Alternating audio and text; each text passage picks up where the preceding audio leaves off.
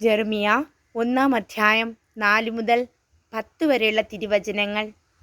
കർത്താവ് എന്നോട് അരുളിച്ചെയ്തു, മാതാവിൻ്റെ ഉദരത്തിൽ നിനക്ക് രൂപം നൽകുന്നതിന് മുൻപേ ഞാൻ നിന്നെ അറിഞ്ഞു, ജനിക്കുന്നതിന് മുൻപേ ഞാൻ നിന്നെ വിശുദ്ധീകരിച്ചു, ജനതകൾക്ക് പ്രവാചകനായി ഞാൻ നിന്നെ നിയോഗിച്ചു. അപ്പോൾ ഞാൻ പറഞ്ഞു, ദൈവമായ കർത്താവേ, ഞാൻ കേവലം ബാലനാണ്, സംസാരിക്കാൻ എനിക്ക് പാടവമില്ല. കർത്താവ് എന്നോട് അരുളിച്ചെയ്തു, വെറും ബാലനാണെന്ന് നീ പറയരുത്. ഞാൻ അയക്കുന്നിടത്തേക്ക് നീ പോകണം. ഞാൻ കൽപ്പിക്കുന്നതെന്തും സംസാരിക്കണം. നീ അവരെ ഭയപ്പെടേണ്ട. നിന്റെ രക്ഷയ്ക്ക് നിന്നോട് കൂടെ ഞാനുണ്ട്. കർത്താവാണിത് പറയുന്നത്. അനന്തരം കർത്താവ് കൈനീട്ടി എൻ്റെ അതിർത്തിൽ സ്പർശിച്ചുകൊണ്ട് അരുളിച്ചെയ്തു, ഇതാ എൻ്റെ വചനങ്ങൾ നിന്റെ നാവിൽ ഞാൻ നിക്ഷേപിച്ചിരിക്കുന്നു.